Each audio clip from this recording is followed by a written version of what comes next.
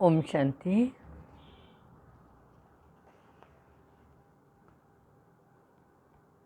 आज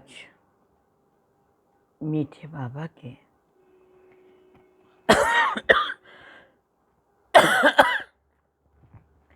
24/4/21 के महावाक्य हैं।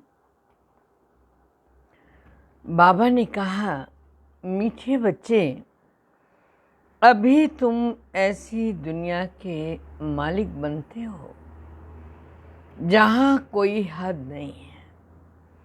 योग बल से सारे विश्व की राजाई लेना, यह भी वंडर है। ड्रामा के किस बंधन में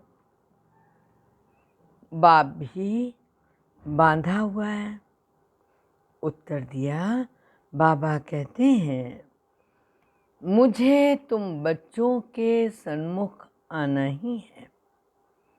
मैं इस बंधन में बांधा हुआ हूँ। जब तक मैं ना आऊं तब तक मुझा हुआ सूत सुलझ नहीं सकता है। बाकी मैं तुम्हारे ऊपर कोई कृपा व आशीर्वाद करने नहीं आता हूँ। मैं कोई मरे हुए को जिंदा नहीं करता हूँ। मैं तो आता ही हूँ तुम्हें पतित से पावन बनाने। गीत है, तुम्हें पाके हमने जहाँ पा लिया है। जहाँ तो जहाँ आसमां पा लिया है। ओम शांति। गीत के अक्षर सुन करके तुम बच्चों के रोमांच खड़े हो जाने चाहिए, क्योंकि सन्मुख बैठे हैं। सारी दुनिया में भल कितने भी विद्वान पंडित आचार्य हैं, कोई भी मनुष्य मात्र को यह पता नहीं है कि बेहद के बाप हर 5000 वर्ष के बाद आते हैं। बच्चे ही जानते हैं। बच्चे कहते भी हैं, जैसा हूँ, बच्चे कहते भी हैं, जैसा हूँ वैसा हूँ, तुम्हारा हूँ। और बाप भी कहते हैं, तुम जो हो जैसे हो मेरे हो। तुम जानते हो हम वह सब आत्माओं का बाप है। सब पुकारते हैं। बाप समझाते हैं, देखो रावण का कितना परछाया है। एक भी समझ नहीं सकते हैं कि जिसको हम परमपिता परमात्मा कहते हैं, फिर पिता कहने से खुश क्यों नहीं होते। यह भूल गए हैं कि यह बाबा ही हमें वर्षा देता। बाप खुद ही समझाते हैं, यह इतनी सहज बात भी कोई समझ नहीं सकते हैं। बाप समझाते हैं, यह तो वही है जिसको सारी दुनिया पुकारती है। ओ खुदा, हे राम, ऐसे पुकारते पुकारते प्राण छोड़ देते हैं।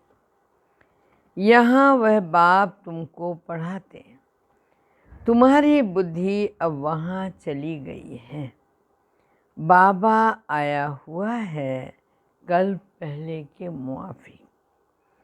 कल्प कल्प बाबा आकर पतित से पावन बनाए, दुर्गति से सद्गति में ले जाते हैं।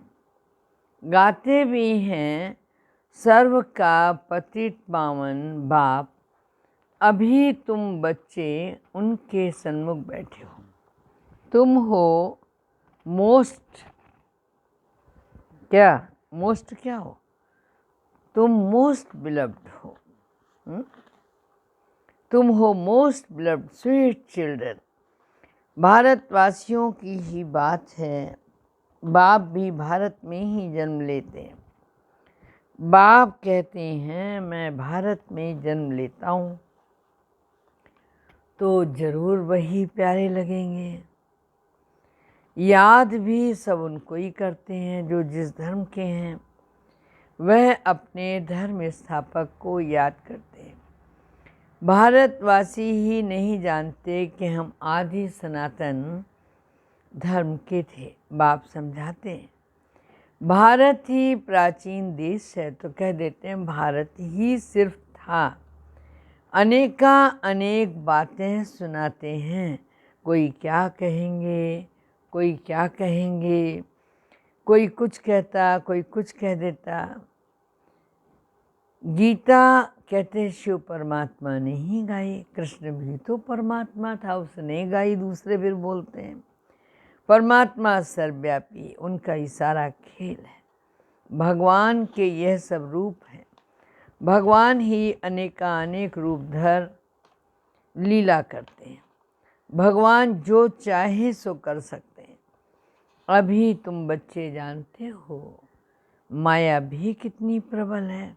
आज कहते हैं बाबा हम वर्षा ज़रूर लेंगे, नर से नारायण बनेंगे, कल होंगे नहीं। तुम जानते भी हो कितने चले गए, फारकती दे दी। मम्मा को मोटर में घुमाते थे, आज हैं ही नहीं। ऐसे अच्छे अच्छे भी माया के संग में आकर ऐसे गिरते हैं जो नीचे पड़ जाते हैं। आज मैं देख रही थी, बहुत अच्छा गीता में बहुत स्पष्ट लिखा है उन्होंने कि माया भी दो तरह की होती है। एक माया जो जीव के स्वरूप में, दैहिक स्वरूप में, भौतिक स्वरूप में, और एक माया परमात्मा माया, आत्म माया, जिससे परमात्मा अपने त्रिगुणात्मक सत्ता को वशीभूत करके जो चाहे जैसे चाहे वैसे कार्य करा लेता है। ये जो माया है, परमात्मा जिसे माया कह रहा है, त्रिगुणात्मक सत्ता को वशीभूत करना, प्रकृति के तत्वों को वशीभूत करना और उनके आधार से अपना स्वरूप बना लेना, जो लोग कह रहे हैं ना, तो भगवान ने ये ज्ञान दिया। भगवानोवाच है, गीता का ज्ञान भगवानोवाच है। हम ऐसे वर्षा लेते हैं, जिन्होंने कल पहले समझा वही समझेंगे। आजकल दुनिया में क्या लगा पड़ा है, तुम बच्चे अपने को देखो क्या बनते हो। गीत सुना ना, कहते हैं हम ऐसा वर्षा लेते जो हम सारे विश्व के मालिक बन जाते। वहाँ कोई हद की बात ही नहीं है, यहाँ हदें लगी हुई हैं। कहते हैं हमारे आसमान में तुम्हारा प्लेन नहीं आना चाहिए। ज़मीं तो ज़मीं, आसमां बांट खाया लोगों ने। हाँ, आसमान में भी अगर तुम्हारा प्लेन आ गया तो हम शूट कर देंगे, यहाँ से राडार पे दिखाई दिया दौड़ा लेंगे। वहाँ तो कोई हद की बात ही नहीं रहती है। ये भी गीत गाते परंतु अर्थ थोड़ी समझते हैं। तुम तो जानते हो बरोबर, बाबा से फिर से हम विश्व के मालिक बन रहे हैं। अनेक बार यह 84 का चक्कर लगाया, थोड़ा समय करके दुख भी पाया, सुख तो बहुत है। इसलिए बाबा कहते हैं तुम बच्चों को अपार सुख देता हूँ, अब माया से हारो मत। कौन सी माया?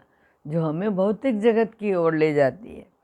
बाप के बच्चे तो ढेर हैं, सब तो एक जैसे सपूत हो नहीं सकते हैं। कोई के 5-7 बच्चे होते हैं, उनमें से फिर 1-2 कपूत भी हो जाते हैं, माथा ही खराब कर देते, लाखों करोड़ों रुपया उड़ा देते हैं। बाप एकदम धर्मात्मा और बच्चे बिल्कुल चट खाते में। बाबा ने ऐसे बहुत मिसाल देखे। तुम बच्चे जानते हो सारी दुनिया इस बेहद बाप के बच्चे हैं। बाप कहते हैं ये मेरी अवतरण भूमि है। हर एक को अपनी धरती का कद्र रहता है। कहते हैं ना, जननी जन्मभूमिश्च स्वर्गादपि गरीयसी। दूसरी कोई जगह शरीर छोड़ते तो फिर उनको अपने गांव में ले आते हैं। बाप भी भारत में आते, तुम भारतवासियों को फिर से बेहद का वर्षा देते हैं। तुम बच्चे कहेंगे हम फिर सो देवता विश्व के मालिक बन गए। हम मालिक थे, अब क्या हाल हो गया। कहाँ से कहाँ आकर पड़े हैं। 84 जन्म भोगते भोगते ये हाल हमारा आकर हुआ है। ड्रामा को तो समझना है ना। इसको कहा जाता है हार और जीत का खेल। भारत का ही ये खेल है, इसमें तुम्हारा पार्ट है।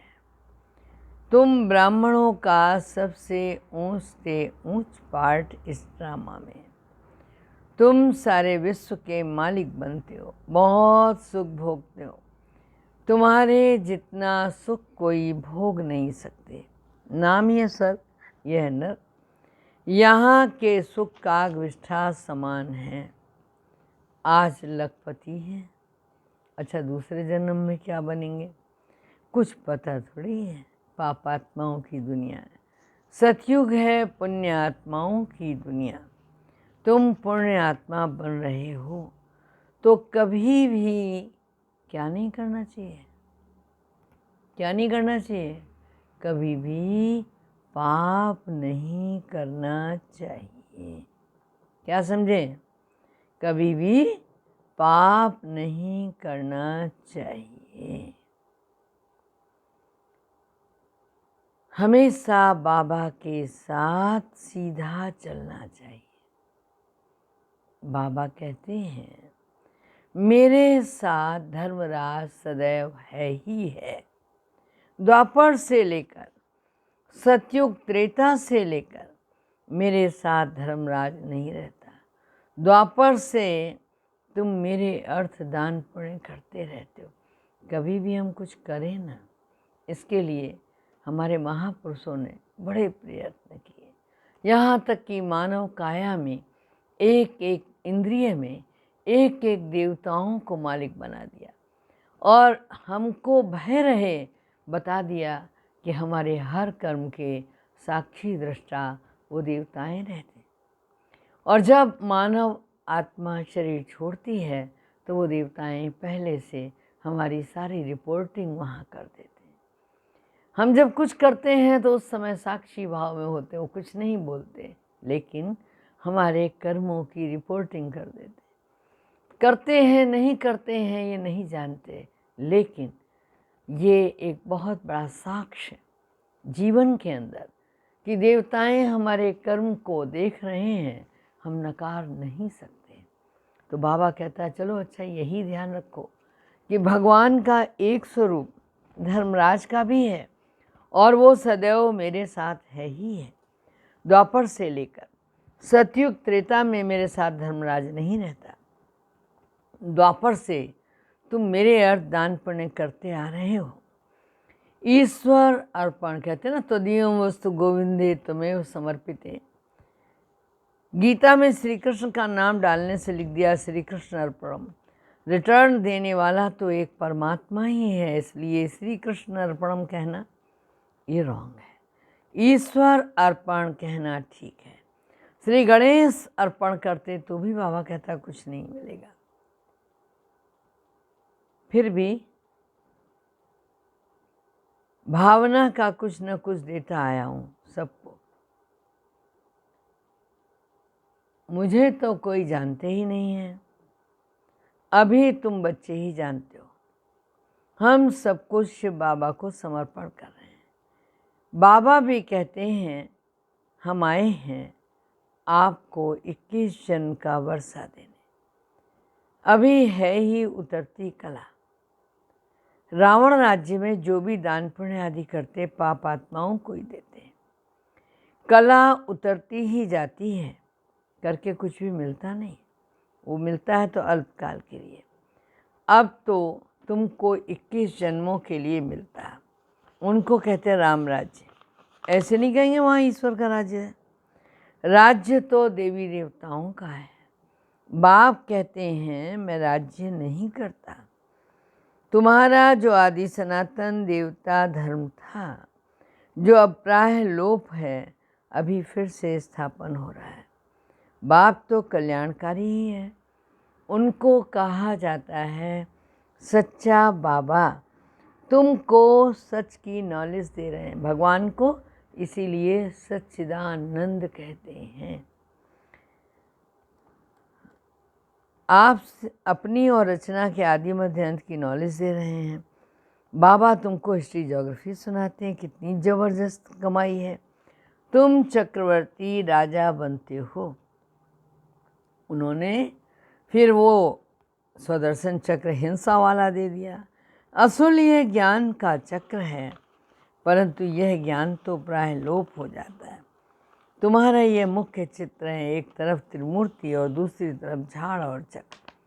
बाबा ने समझाया है, शास्त्रों में कल्प की आयु लाखों वर्ष लिख दी है। अरे सारा सूत ही मूंझा हुआ है। बाप के सिवाय कोई इस सूत को सुलझा नहीं सकता, और इसे ही सुलझाने भगवान को खुद आना पड़ता है। कहते हैं मुझे भी ड्रामा अनुसार आना ही पड़ता है। मैं इस ड्रामा में बांधा हुआ हूँ। यह हो नहीं सकता कि मैं आऊँ ही नहीं। ऐसे भी नहीं कि आकर मरे हुए को जिंदा कर दूँ या कोई बीमारी से छुड़ा दूँ। बहुत बच्चे कहते हैं बाबा हमारे ऊपर कृपा करो, लेकिन यहाँ कृपा आदि की बात ही नहीं है। तुमने मुझे इसलिए थोड़ी ही बुलाया है कि आशीर्वाद करो। हाँ, बाबा कह रहा है हमें कोई घाटा ना पड़े दुकान में, ऐसा तो नहीं है। इसलिए तो नहीं बुलाया ना, तुम बुलाते ही हो, हे पतित पावन आओ, हे दुख हरता सुख करता आओ। शरीर का दुख हरते तो डॉक्टर लोग भी होते, मैं कोई इसलिए आता हूँ क्या? तुम कहते हो नई दुनिया स्वर्ग के मालिक बनाओ व शांति दो। ऐसा नहीं कहते कि हमको बीमारी से अच्छा कराओ, हे भगवान आप आ जाओ, हमेशा के लिए शांति व मुक्ति तो मिल न सके। पार्ट तो बजाना ही है। जो पीछे आते हैं उनको शांति कितनी मिलती है, अभी तक आते रहते। इतना समय तो शांति धाम में रहे ना। ड्रामा अनुसार जिनका पार्ट है वही आएंगे, पार्ट तो बदल नहीं सकता। बाबा समझाते हैं शांति धाम में बहुत बहुत आत्माएं रहती जो पिछाड़ी में आती। यह ड्रामा बना हुआ है, पिछाड़ी वालों को पिछाड़ी में ही आना है। यह झाड़ बना हुआ है। यह चित्र आदि जो बनाए हैं सब तुमको समझाने हैं, और भी चित्र निकलते रहेंगे। कल पहले ही मिसल निकलेंगे। बहुत विस्तार 84 का झाड़ में ड्रामा में भी है। अब तो फिर सीढ़ी भी निकाली है। मनुष्य तो कुछ भी जानते ही नहीं, बिल्कुल जैसे बुद्धू हैं। अब तुम बच्चों की बुद्धि में है कि परमपिता परमात्मा ज्ञान का सागर है, शांति का सागर है। वह हमको इस तन द्वारा पढ़ा रहे हैं। बाप कहते हैं मैं आता ही उनमें हूँ जो पहले पहले विश्व का मालिक था। तुम भी जानते हो बरोबर, हम भी ब्रह्मा द्वारा ब्राह्मण बनते। गीता में तो ये बातें हैं नहीं। बाप कहते ये खुद ही नारायण की पूजा करने वाला था। ब्रह्मा बाबा ट्रेन में मुसाफिरी करता, गीता पढ़ता था। मनुष्य समझेंगे तो बड़ा धर्मात्मा है। अभी ये सब बातें भूलते जाते। फिर भी इसने गीता आदि पढ़ी ना। बाप कहते हैं मैं यह सब जानता हूँ। अभी तुम विचार करो किसके आगे बैठे हो, जिससे विश्व के मालिक बनते हो, फिर उनको घड़ी घड़ी भूल क्यों जाते हो? बाप कहते हैं 16 घंटा फ्री देता हूँ, बाकी अपनी सर्विस करो। अपनी सर्विस करते गोया विश्व की सर्विस करते। इतना पुरुषार्थ करो जो कर्म करने से करते करते कम से कम 8 घंटे तो याद करो। अभी सारे दिन में 8 घंटा याद कर नहीं सकते। वह अवस्था तब होगी जब सब समझेंगे कि यह बहुत सर्विस करते हैं। ऐसे मत समझो हम बहुत सर्विस करते हैं। भाषण बहुत फर्स्ट क्लास करते हैं, अरे परंतु योग नहीं, तो क्या होगा? तलवार बिना धार किसी को घायल नहीं करती। तो अगर योग नहीं है तो वाणी में वो पावर होगी ही नहीं। योग की यात्रा मुख्य है। बाप कहते हैं सिर पर विकर्मों का बोझ बहुत है, इसलिए सवेरे उठकर बाप को याद करो। 2 से 5 तक है फर्स्ट क्लास वायुमंडल। आत्मा रात को आत्माभिमानी बन जाती है, जिसको नींद कहा जाता है। इसलिए बाप कहते हैं जितना हो सके बाप को याद करो। अब बाप कहते हैं मन मना भव, यह है चढ़ती कला का मंत्र। अच्छा, मीठे मीठे सिक्की लदे बच्चों प्रति माता पिता बाप दादा का याद प्यार और गुड मॉर्निंग। रूहानी बाप की रूहानी बच्चों को नमस्ते। हम रूहानी बच्चों की रूहानी माता पिता बाप दादा को याद प्यार और गुड मॉर्निंग। धारणा के लिए मुख्य सार है, बाप से सीधा और सच्चा होकर चलना है। कल्याणकारी बाप के बच्चे हैं, इसलिए सर्व का कल्याण करना है, सपूत बनना है। दूसरी पॉइंट है 24 घंटे होते हैं, 8 घंटे आपको दुनिया के व्यवसाय जॉब जो भी कुछ करना उसके लिए, 16 घंटा भगवान ने कहा फ्री देता हूँ। कर्म करते भी कम से कम 8 घंटे जरूर याद करना। याद ही मुख्य है, क्योंकि कर्मयोगी हो ना, इससे ही विकर्मों का बोझ उतरना है। वरदान है पुरुषार्थ। पुरुषार्थ तकिया नहीं है कि लगा लो अरे पुरुषार्थी हैं क्या करें, नहीं। पुरुषार्थ शब्द को यथार्थ रीति से यूज कर सदा आगे बढ़ने वाले क्या भव? श्रेष्ठ पुरुषार्थी भव। कई बार पुरुषार्थी शब्द भी हार खाने में व असफलता प्राप्त होने में अच्छी ढाल बन जाता है। तकिया लगा दिया, जब कोई भी गलती होती तो कह देते हैं पुरुषार्थी है ना, हम तो अभी पुरुषार्थी हैं। लेकिन यथार्थ पुरुषार्थी कभी हार नहीं खाता। मम्मा ने कभी हार नहीं खाई, क्योंकि पुरुषार्थ शब्द का यथार्थ अर्थ है स्वयं को पुरुष अर्थात आत्मा समझकर चलना। ऐसी आत्मिक स्थिति में रहने वाले पुरुषार्थी तो सदैव मंजिल को सामने रखते हुए चलते हैं। वे कभी रुकते नहीं, हिम्मत उल्लास छोड़ते नहीं।